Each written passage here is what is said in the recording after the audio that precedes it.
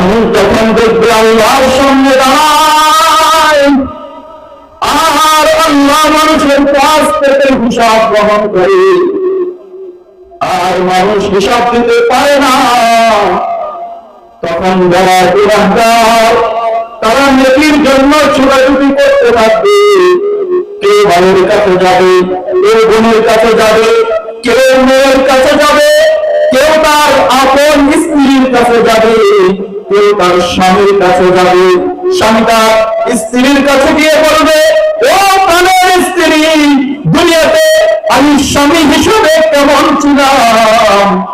তখন ওই প্রাণের স্ত্রী বলবে, দুনিয়াতে আপনি স্বামী হিসাবে ভালো ছিলেন, আমাকে আদর করতেন, আমার জন্য সব কিছু করেছে।